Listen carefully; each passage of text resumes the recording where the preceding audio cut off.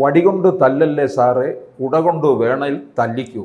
ഇങ്ങനെ പരസ്യം എനിക്കിപ്പോൾ ഓർമ്മ വരുന്നു കേട്ടോ. ഇത് ഒരു കാലത്ത് വളരെ കത്തിക്കേറിയുന്ന ഒരു പരസ്യമായിരുന്നു. അതെ അതെ അതെ, പിള്ളേർ പറയുന്നതാണ് ഇപ്പോൾ ആപ്തവാക്യമായിട്ട് എടുക്കുന്നത്. പണ്ടൊരു കവി പാടിയിരുന്നു, പുറം കണ്ണു തുറപ്പിക്കാൻ പുലകാലത്തിലെത്തും അംശുമാൻ, അകക്കണ്ണു തുറപ്പിക്കാൻ ആശാൻ ബാല്യത്തിലെത്തണം. അതുകൊണ്ടേ ചെറിയ പുറം കണ്ണിങ്ങനെ തിരുമ്മി തുറക്കാൻ സൂര്യൻ ഉദിച്ചാൽ മതി. പക്ഷേ അകം കണ്ണ് തുറപ്പിക്കണമെങ്കിൽ ആശാൻ എത്തണം. ആശാൻ വടിയുമായി തന്നെ എത്തണം.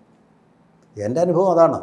ആശാൻ എന്ന് പറയുമ്പോൾ നിലത്തെഴുത്ത് ആശാൻ, ഹരിശ്രീ പഠിപ്പിക്കുന്ന ആശാനുണ്ട്, അവിടം തൊട്ട് അങ്ങോട്ട് തുടങ്ങണം. പിന്നുള്ളതും അങ്ങ് അവസാനം വരെയും എപ്പോഴും 4 അക്ഷരം പറഞ്ഞു തരുന്നവൻ ആശാൻ തന്നെയാണ് അല്ലേ. അപ്പോൾ ഈ അമേരിക്കൻ രീതിയിൽ നമ്മൾ കോർപ്പറൽ പണിഷ്മെൻറ്റ് പാടില്ല എന്നുള്ള ഒരു ലിബറൽ നിലപാടിലേക്ക് പോകുന്നത് നല്ലത് തന്നെ.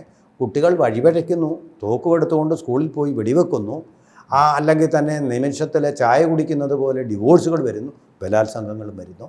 അത്തരം ഒരു സംസ്കാരത്തിലേക്ക് നമ്മൾ പോകണോ, നമ്മുടെ കുട്ടികൾ പോകണോ? മയക്കുമരുന്ന് ഇപ്പോൾ വ്യാപകമാണ്. അലസാഞ്ചെ പോലുള്ള ആൾക്കാർ ഇവിടെ ധാരാളമായിട്ട് കുറ്റകൃത്യങ്ങൾ ചെയ്യുന്നു. നമ്മുടെ നാട്ടിൽ തന്നെ കുറ്റകൃത്യങ്ങൾ ഇവിടെ ഇരുന്നുകൊണ്ട് ചെയ്യുന്നു. അപ്പോൾ അങ്ങനെ ചുറ്റും ഇങ്ങനെ ക്രിമിനലുകളുടെ ഒരു വലിയ വളയമുള്ളപ്പോൾ നമ്മുടെ കുട്ടികളെ അതിൽ നിന്ന് സംരക്ഷിക്കേണ്ടത് മാതാപിതാക്കളുടെ ലക്ഷ്യമാണ്. പക്ഷേ കുട്ടികൾ അവരുടെ ബാല്യകാലവും കൗമാരകാലവും യൗവനവും ഒന്നും ചെലവഴിക്കുന്നത് അച്ഛനമ്മമാരോടൊപ്പമല്ല, കൂട്ടുകുടുംബത്തോടൊപ്പവുമല്ല, അവരെ ശ്രദ്ധിക്കാൻ സമയമില്ലാത്ത, ജോലിക്ക് പോകുന്ന അല്ലെങ്കിൽ ക്ലബ്ബുകളിലേക്ക് പൊങ്ങച്ച സംസ്കാരത്തിൻ്റെ ഭാഗമായിട്ട് പോകുന്ന അച്ഛനമ്മമാരാണ്. അപ്പോൾ അവരുടെ ഒരു പോക്കിൻ്റെ കേന്ദ്രവും അവർ സമയം ഏറ്റവും കൂടുതൽ ചെലവഴിക്കുന്നത് അവരുടെ 2ാം വീടായ സ്കൂളിൽ തന്നെയാണ്. സ്കൂൾ അല്ലെങ്കിൽ കോളേജ് അല്ലെങ്കിൽ കലാലയം. അപ്പോൾ അവിടെ ചെലവഴിക്കുമ്പോൾ അവർ വഴിപിഴച്ച് പോകേണ്ടിയിരിക്കേണ്ട ഉത്തരവാദിത്വമൊന്നും അധ്യാപകർക്കില്ല. പണ്ട് ആ ഉത്തരവാദിത്വം അവർ കാണിച്ചിരുന്നു. പക്ഷേ നിയമം വഴിക്കും ശക്തമായ വിദ്യാർത്ഥികളുടെ എതിർപ്പിൻ്റെ വഴിക്കും വടിയെടുക്കാൻ ഇന്ന് അധ്യാപകന് പേടിയാണ്. വടിയെടുക്കാതെ തന്നെ പഠിപ്പിക്കാനും പേടിച്ചിരിക്കുന്ന ഒരു അധ്യാപക വൃന്ദമാണ് നമുക്കുള്ളത്. അവർ റാഗിങ് പോലുള്ള ക്രൂരകൃത്യങ്ങൾ കൺമുന്നിൽ നടക്കുമ്പോഴും നിസ്സഹായരായിട്ട് ഇരിക്കുന്ന ഒരു പാരിസ്ഥിതിക അവസ്ഥയിലാണ് നമ്മൾ. സോഷ്യൽ മിലിയുമാണ് നമുക്ക് ചുറ്റും. ഇപ്പോൾ സാമൂഹിക അവസ്ഥയാണിപ്പോൾ നമുക്ക് ചുറ്റുമുള്ളത്. തീർച്ചയായിട്ടും ഈ സമയത്ത് കോടതി തന്നെ പറഞ്ഞു വടി എടുക്കണം എന്ന് പറഞ്ഞത് ആ ഒരു നിലവിളിയുടെ പാരമ്യത്തിൽ നിന്ന് കോടതിക്ക് എടുക്കേണ്ടി വന്ന ഒരു നിലപാട് തന്നെയാണ് എന്ന് ഞാൻ കരുതുന്നു. തൊട്ടതിനും പിടിച്ചതിനും കൊണ്ടുവന്ന് കോടതി കേസ് തരരുതെന്നും പ്രത്യേകം കോടതി അവരെ അനുകൂലിക്കാൻ വേണ്ടിയിട്ട് കുറേ ആൾക്കാരുമുണ്ട്. ഇങ്ങനെ ആ കുട്ടി തെമ്മാടിത്തരം അധ്യാപകനോട് കാണിച്ചിട്ട് അതിനെ ചോദ്യം ചെയ്യാൻ മനുഷ്യാവകാശത്തിൻ്റെ ബാലാവകാശത്തിൻ്റെ പേരിൽ അവരെ അനുകൂലിക്കാൻ കുറേ ബുദ്ധിജീവി സംഘങ്ങളുമുണ്ട്. ഈ സമയത്ത് ഗ്രേസി പറഞ്ഞത് വളരെ ശരി തന്നെയാണ്. അതെങ്ങനെയാണ് ഒരു അധ്യാപകനെ എങ്ങനെയാണ് ഇതിൽ കുറ്റപ്പെടുത്താൻ കഴിയുക? ഈ അധ്യാപകൻ ഈ വീഡിയോയിൽ ഇത് റെക്കോർഡ് ചെയ്തില്ലെങ്കിൽ ഞാൻ അങ്ങനെയൊന്നും പറഞ്ഞിട്ടില്ലെന്ന് പറഞ്ഞ നല്ല പിള്ള ഞാൻ കുട്ടി ഈ അധ്യാപകനെതിരെ ജിഹാദുമായിട്ട് വന്നേണയും രക്ഷകർത്താക്കൾ. ഇതാണ് സ്ഥിതി. അപ്പോൾ അത് റെക്കോർഡ് ചെയ്ത് വെച്ചത് നല്ലത്. അത് സമൂഹത്തിൽ ആകെ പരന്നത് തെറ്റാണ്. പക്ഷേ ഇത് വലിയൊരു പാഠം സമൂഹത്തിന് നൽകുന്നുണ്ട്. ഇങ്ങനെയൊക്കെയാണ് ഇപ്പോഴത്തെ വിദ്യാർത്ഥികൾ അധ്യാപകരോട് പെരുമാറുന്നത് എന്ന് മാത്രമല്ല, അധ്യാപകനോട് ഇങ്ങനെയാണ് പെരുമാറുന്നതെങ്കിൽ പെൺകുട്ടികളോട് പെരുമാറുന്നത് സഹോദരിമാരെ പോലെയല്ല. പ്രതിജ്ഞയിലുണ്ട്, ഇപ്പോഴും ഉണ്ടെന്ന് തോന്നുന്നു, ഇന്ത്യ എൻ്റെ രാജ്യമാണ്, എല്ലാ ഇന്ത്യക്കാരും എൻ്റെ സഹോദരന്മാരാണ്. പക്ഷേ കൂടെ ഇരിക്കുന്ന കുട്ടികളോട് പെരുമാറുന്നത് സഹോദരിയെപ്പോലെ അല്ല എന്നുള്ളതാണ് അതിൻ്റെ ഒരു വലിയ വിചിത്രമായിട്ടുള്ള യാഥാർത്ഥ്യം. അങ്ങനെയുള്ള ബന്ധങ്ങളാണ് സ്കൂൾ അന്തരീക്ഷത്തെ വളരെ വഷളാക്കിക്കൊണ്ടിരിക്കുക. അതിലൊന്നും ആർക്കും ഇടപെടാൻ പറ്റാത്ത തരത്തിലുള്ള പാർക്ക് പോലെ സ്കൂളുകളെ ഉപയോഗിക്കുക. പക്ഷേ എനിക്ക് തോന്നുന്നത് രാജേന്ദ്ര, ഈ രക്ഷിതാക്കളിലും കുറച്ച് കുഴപ്പങ്ങളുണ്ട്. അതായത് ഈ എത്ര നല്ല സ്കൂളിൽ പഠിപ്പിച്ചാലും എത്ര നല്ല അധ്യാപകർ സ്കൂളിൽ പഠിപ്പിച്ചു കൊടുത്താലും ഈ രക്ഷിതാക്കളെല്ലാം കുട്ടികളെ ട്യൂഷന് കൊണ്ടുപോകും. അതെ, ഈ ട്യൂഷന് കൊണ്ടുപോയി കഴിഞ്ഞാൽ പല മുക്കിന് കൂൺ മുളച്ചിരിക്കുന്ന പോലെയാണ് ട്യൂഷൻ സെൻ്ററുകൾ. ഇവിടെ പഠിപ്പിക്കുന്നവരുടെ വിദ്യാഭ്യാസ യോഗ്യത എത്രത്തോളം ഉണ്ട് എന്ന് ഒരു പേരൻസും അന്വേഷിക്കാറില്ല. അവിടെ കൊണ്ട് കുട്ടികളെ അങ്ങ് വിടും. അവിടെ നിന്ന് രാജേന്ദ്രൻ തിരുവനന്തപുരത്ത് കുറേ കാലം താമസിച്ചതല്ലേ, പല ജംഗ്ഷനുകളിലും ഉണ്ടല്ലോ. ആ ട്യൂഷൻ കോച്ചിങ് സെൻ്ററിൻ്റെ പുറത്ത് രക്ഷിതാക്കൾ ഇങ്ങനെ കാവൽ നിൽക്കും. കുട്ടിയെ വിളിച്ചുകൊണ്ട് പോകാനും കുട്ടിയെ കൊണ്ടാക്കാനും ഒക്കെ ആയിട്ട്. അകത്ത് ഈ ട്യൂഷൻ മാസ്റ്റർ എന്ന് പറയുന്ന ആ താന്തോന്നിയുടെ പോർവിളിയാണ്. ആ കുട്ടികളെ തന്തയ്ക്ക് വിളിക്കുക, നോട്ട്ബുക്ക് എടുത്ത് വലിച്ചെറിയുക, നീ എന്താടാ അത് പഠിക്കാത്തത് ഇത് പഠിക്കാത്തത്, അടിക്കുന്നു. ഈ പേരൻസ് എന്താണ്, വെളിയിൽ രോമാഞ്ചം കൊണ്ട് നിൽക്കുകയാണ്, എൻ്റെ മകനെ പഠിപ്പിക്കുകയാണെന്ന് പറഞ്ഞ്. ഇതേ കുട്ടികളെ തന്നെ സ്കൂളുകളിൽ, ഗവൺമെൻറ് സ്കൂളുകളിലായാലും അൺഎയ്ഡഡ് സ്കൂളുകളിലായാലും അധ്യാപകർ നല്ല വഴി പറഞ്ഞു കൊടുക്കുകയും ഒക്കെ ചെയ്യുമ്പോൾ അല്പം ഇടയ്ക്ക് ചിലപ്പോൾ ഒന്ന് മുഖം കറുപ്പിച്ചു കഴിഞ്ഞാൽ ഉടൻ അവർക്കെതിരെ പരാതി കൊടുക്കുകയും ചെയ്യുന്ന രക്ഷിതാക്കളാണ് ഉള്ളത്. എനിക്ക് കൃത്യമായിട്ട് അറിയാം. ഇവിടെ തിരുവനന്തപുരത്ത് മുക്കിന് കുറേ ഈ കോച്ചിങ് സെൻ്ററുകളുണ്ട്. കക്കയം ക്യാമ്പ് തോറ്റുപോകും. വളരെ പ്രധാനപ്പെട്ട ഒരു വെളിച്ചം. ഈ പറയുന്ന അകംകണ്ണ് തുറപ്പിക്കാൻ ആശാൻ ബാല്യത്തിൽ എത്തണമെന്ന് പറയുന്നത് പോലെ അകംകണ്ണ് തുറപ്പിക്കാൻ ആശാൻ സ്റ്റുഡിയോയിൽ എത്തണം എന്ന് പറഞ്ഞ പോലെ വിജയനാഥ് പറഞ്ഞപ്പോഴാണ് ഇങ്ങനൊരു കാര്യം എനിക്ക് ബോധ്യപ്പെടുന്നത്.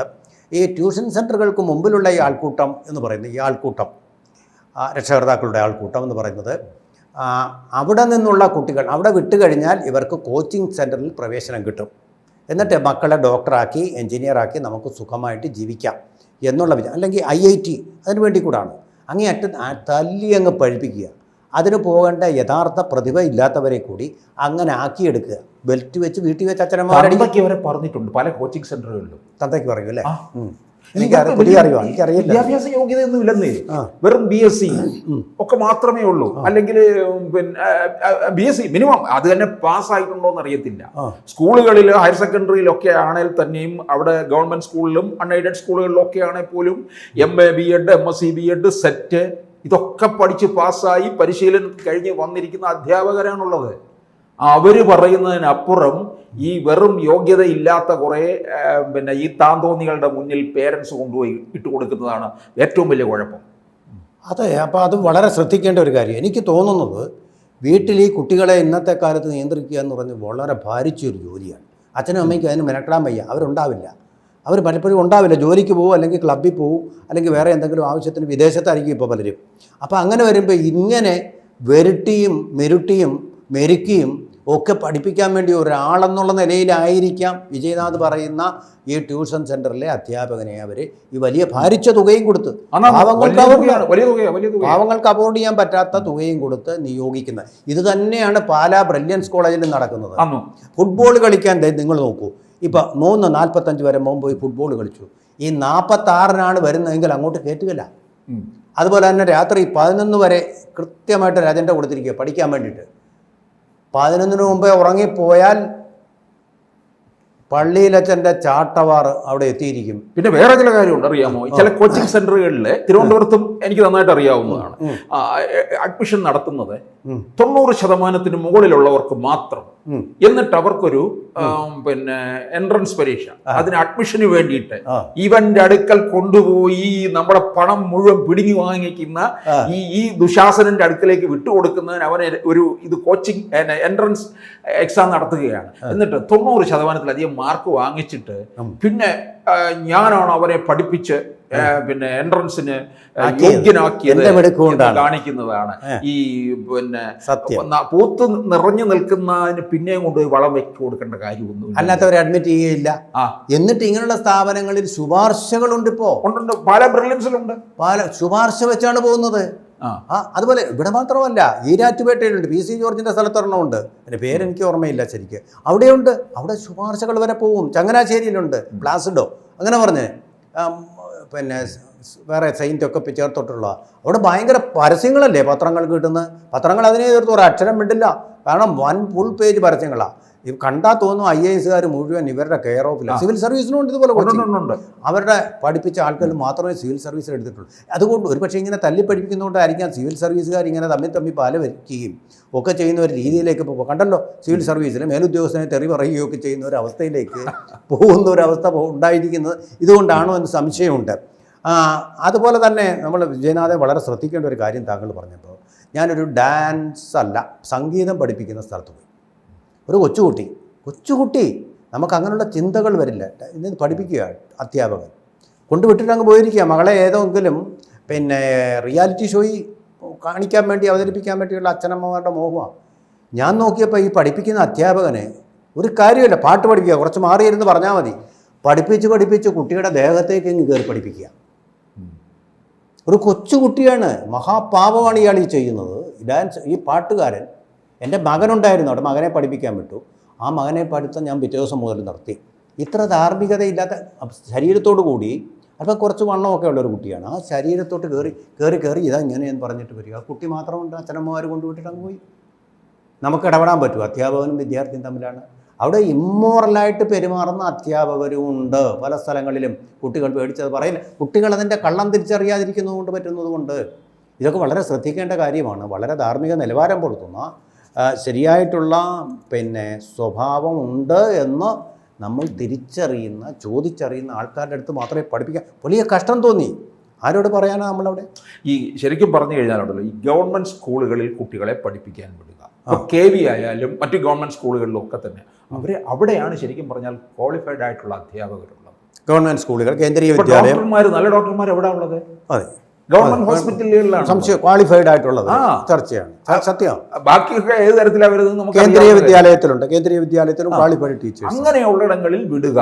അല്ലാതെ ഈ ഒരു യോഗ്യതയുമില്ലാത്ത തരത്തില് ഈ ഒരുതരം അറവുശാലയിൽ പെരുമാറുന്ന രീതിയിൽ പെരുമാറുന്ന ഈ കോച്ചിങ് സെന്ററുകളിലേക്കൊന്നും പറഞ്ഞു വിടരുത് കുട്ടികളെ. മറ്റ് സ്കൂളുകളിൽ പഠിപ്പിക്കുന്ന അധ്യാപകർ വഴക്ക് പറയുന്നുണ്ടെങ്കിൽ അതിനകത്ത് തക്കതായ കാരണങ്ങളുണ്ട്. അവനെ നല്ല വഴിക്ക് വിടാൻ വേണ്ടി തന്നെയാണ് അധ്യാപകർ ശ്രമിക്കുന്നത്. അവിടെ ഒന്നും അവിടെ ഈ ട്യൂഷൻ സെന്ററിലെ ആള് ഭയങ്കര പേടിയാണ് കുട്ടികൾക്ക്. ഒരക്ഷരം പോലും എതിർത്ത് പറയില്ല. വിളിക്കുന്ന യവന്മാര്, അതെ, തെറി വിളിക്കുമ്പോൾ ഒരു അക്ഷരം പോലെ കുഞ്ഞാടുകളെ പോലെ മിണ്ടാതിരുന്നവർ കേൾക്കും. അവരാണ് ഈ സ്കൂളിലെ ഒരു പ്രധാനപ്പെട്ട അധ്യാപകൻ പറഞ്ഞപ്പോൾ അതിനെതിരെ പ്രതിഷേധവുമായിട്ട് പ്രിൻസിപ്പലിൻ്റെ മുറിയിലേക്ക് കടന്നു കയറിക്കൊണ്ട് ഫോൺ പിടിച്ച് വാങ്ങി. അവൻ്റെ ദേഷ്യം എന്തിനായിരുന്നു? അവൻ്റെ ഫോൺ, ആ സ്കൂളിൽ ഫോൺ കൊണ്ടുവരരുതെന്ന് പറഞ്ഞിരിക്കുക. പ്രധാനപ്പെട്ട കാര്യമാണ്. വീട്ടിലായാലും കുട്ടികൾ ഏറെ സമയവും ചിലവഴിക്കുന്നത് ഫോൺ, ടി വി, നെറ്റ്, ഈ കാര്യങ്ങളിലൊക്കെയാണ്. അച്ഛനും അമ്മയ്ക്കും ശ്രദ്ധിക്കാൻ സമയമില്ല. എനിക്ക് ഈ അവസരത്തിൽ ഓർമ്മ വരുന്ന മറ്റൊരു കാര്യം എന്ന് പറയുന്നത്, നമ്മുടെ കേരള സർവകലാശാല തമിഴ് വിഭാഗത്തിലെ ഡോക്ടർ വിജയലക്ഷ്മിയുടെ ചെവിക്കകത്തല്ലേ റഹീം MP ചീത്ത വിളിച്ചത്? ചെവിക്കകത്ത്, പിന്നെ ചെവിക്കകത്തോട്ട് ചീത്ത വിളിയായി. കേസ് ഇപ്പോഴും നിലനിൽക്കുകയാണ്. റഹീം MP, നമ്മുടെ DYFIയുടെ ആഗോള നേതാവ്. അതെ, അതുകൊണ്ടായിരിക്കും അദ്ദേഹത്തിനെ സ്ഥാനാർത്ഥിയാക്കിയത്. ക്വാളിഫൈഡ് ആണല്ലോ, ഇതാണ് ക്വാളിഫിക്കേഷൻ. പിന്നെ SFIക്കാർ ചെയ്തിട്ടുള്ള എല്ലാം ഗുരുത്തമുള്ള കാര്യങ്ങളാണോ? മറ്റേ പ്രിൻസിപ്പളിന് ഇത് റീത്ത് വെക്കുക, ശവദാഹം നടത്തുക, ജീവിച്ചിരിക്കും, ഇങ്ങനെയൊക്കെയുള്ള കരിയോയിൽ കോരി ഒഴിക്കുക, അധ്യാപകൻ്റെ പേരിൽ ചരമക്കുറിപ്പ് തയ്യാറാക്കുക, ഇങ്ങനെ നെറികെട്ട പ്രവർത്തനങ്ങളാണ് കാണിക്കുന്നത്. പിന്നെ ക്ലാസ്സിൽ ഇതുപോലെ തന്നെ നമ്മൾ കാണുമ്പോൾ രണ്ട് ഭാഗത്തായിട്ട് ആണും പെണ്ണും ഇരിക്കുന്നത്. ഇപ്പോൾ ആണും പെണ്ണിനും ഒരേ ബാത്റൂം തന്നെയാണ് കൊടുത്തിരിക്കുന്നത്. നമ്മളൊക്കെ പിന്തിരിപ്പന്മാരായതുകൊണ്ടായിരിക്കും ഇങ്ങനെയൊക്കെ ചെയ്യുന്നത്. ക്ലാസ്സിലിരിക്കുമ്പോൾ, ഞാൻ ക്ലാസ് എടുത്തിട്ടുള്ളപ്പോൾ ഗസ്റ്റായിട്ട് പോകുമ്പോൾ കണ്ടിട്ടുള്ളൊരു കാര്യം, ചേർന്നിരിക്കുക, ആണും പെണ്ണും ചേർന്നിരുന്നുകൊണ്ട് മുട്ടിയൊരുമി രസിക്കുക പാർക്കിലിരുന്ന്. ക്ലാസ് എടുക്കുന്ന സമയത്താണ് ഇത് ചെയ്തുകൊണ്ടിരിക്കുന്നത്. അധ്യാപകർ നിസ്സഹായര, എന്ത് ചെയ്യാൻ പറ്റും? പെൺകുട്ടിക്ക് ഇത് അറിയുന്നുണ്ട്, അവൻ്റെ ശരീരഭാഗങ്ങളിലൊക്കെ തൊടുന്നത്. ഇവൻ നല്ല ഉദ്ദേശത്തോടു കൂടി അല്ല ഇത് ചെയ്യുന്നതെന്ന് പെൺകുട്ടി തിരിച്ചറിയുന്നുണ്ടോ എനിക്ക് സംശയമുണ്ട്. ഞാൻ പറഞ്ഞു കൊടുക്കാൻ പറ്റുമോ? പറഞ്ഞു കൊടുത്തു കഴിഞ്ഞാൽ ജീവനോടെ ചിലപ്പോൾ അവിടെ നിന്ന് പോരാൻ പറ്റില്ല. അതാണ് സ്ഥിതി. അങ്ങനെയുള്ള ഒരു അന്തരീക്ഷം ക്ലാസ് മുറികളിൽ പഠിപ്പിക്കുക എന്ന് പറയുന്നത് ഏറ്റവും വലിയ ചതുർത്ഥിയായിട്ട് അധ്യാപകന് മാറിയിട്ടുണ്ട്. അവനാകെ കിട്ടുന്ന ആശ്വാസം പണ്ടത്തെ പോലെ ഇപ്പോൾ അവന് ഈ സിലബസ്, കരിക്കുലം ഇങ്ങനെയൊക്കെ പറഞ്ഞിട്ട് ധാരാളം ക്ലറിക്കൽ വർക്കുകൾ ഇപ്പോൾ ഉണ്ട്. കൂടുതൽ അസൈൻമെൻറ്റുകൾ അങ്ങനെയുണ്ട് ക്ലാസ്സിന് പുറത്തുള്ള. അതിലാണ് അവൻ സംതൃപ്തി കണ്ടെത്തുന്നത്. ക്ലാസ്സിൽ പോവുക എന്ന് പറഞ്ഞാൽ ഒരു ഭീകര അനുഭവമായിട്ടാണ് ഇപ്പോൾ മാറിയിരിക്കുന്നത്. അവിടെ ആൺകുട്ടികളും പെൺകുട്ടികളും ക്ലാസ്സിലല്ല ശ്രദ്ധിക്കുന്നത്, മറ്റ് കാര്യങ്ങളിലാണ്. അവിടെ റൊമാൻസിൻ്റെ ഒരു അന്തരീക്ഷമായിട്ട് അവർ മാറ്റിയിട്ടുണ്ട്. അതിനെ എതിർക്കുന്നവരെ അവരെ ഒറ്റക്കെട്ടായിട്ട് നേരിടുകയും ചെയ്യും. പണ്ടത്തെ പോലല്ല, വല്ലപ്പോഴും ഒരാൾ അവിടെ എവിടെയും പ്രേമിക്കുന്നത് പോലല്ല. ഇപ്പോൾ എല്ലാവർക്കും ഫ്രണ്ടുണ്ട്, മോസ്റ്റ് ഫ്രണ്ട്ലി ഫ്രണ്ട്, അതിന് താഴെയുള്ള പല ഗ്രേഡുകളിലുള്ള ഫ്രണ്ടുകളും ഓരോരുത്തർക്കും പ്രത്യേകമായിട്ടുണ്ട് താനും. ഇവരുടെ സ്വാതന്ത്ര്യത്തിൽ കൈകടത്തി കഴിഞ്ഞാൽ നമ്മളെ സദാചാര പോലീസ് എന്ന് വിളിച്ച് തല്ലിയേ വിടുകയുള്ളൂ. അതുകൊണ്ട് പൊതുജനത്തിന് വിടാൻ പറ്റില്ല, ഒരു മൂന്നാം കക്ഷിക്ക് വിടാൻ പറ്റാത്ത അവസ്ഥയിലാണ്. അതുകൊണ്ട് തന്നെ കോടതി പറഞ്ഞ് വടിയെടുക്കണം, അടി കൊടുക്കേണ്ട സ്ഥലത്ത് അടി കൊടുക്കുക തന്നെ ചെയ്യണം. ഇനി വേറൊരു കാര്യം കൂടെ പറയാം. മാർക്ക് കുറഞ്ഞു പോയതിൻ്റെ പേരിൽ ബെൽറ്റ് വെച്ചടിക്കുന്ന മാതാപിതാക്കൾ, എൻട്രൻസിന് വേണ്ട നിലവാരം ഇല്ല മാർക്കിന് എന്ന് വെച്ചിട്ട് ബെൽറ്റ് വെച്ചടിക്കുന്ന മാതാപിതാക്കളുണ്ട്. അതൊരു തെറ്റായ കാര്യമാണ്. നിങ്ങൾ ഈ ദുഷിച്ച സ്വഭാവത്തിനെ ശുദ്ധീകരിക്കാൻ വേണ്ടിയാണ് ശിക്ഷ കൊടുക്കേണ്ടത്. അല്ല മാർക്ക് കുറഞ്ഞവൻ്റെ അടി കൊടുക്കുക എന്ന് പറഞ്ഞു കഴിഞ്ഞാൽ തല്ലി പഴിപ്പിക്കുക. അവൻ്റെ ടാലൻറ്റ് വേറെ ഫീൽഡിലായിരിക്കും, അങ്ങോട്ട് അവനെ വിടുക എന്നുള്ളതാണ് അച്ഛനൻ പ്രതിപത്തി. തിരിച്ചറിഞ്ഞ് ആ ഫീൽഡിലേക്കാണ് അധ്യാപകർ അല്ലെങ്കിൽ പിന്നെ രക്ഷകർത്താക്കൾ ചെയ്യേണ്ടത്. അതിന് പകരം അവൻ അവിടെ ജയിച്ചില്ലെന്ന് കണ്ടുകൊണ്ട് ബെൽറ്റ് എടുത്ത് അടിക്കുക, അതും ശരിയായിട്ടുള്ള ഒരു പേരൻറ്റിങ് ആണ് എന്ന് എനിക്ക് തോന്നുന്നില്ല.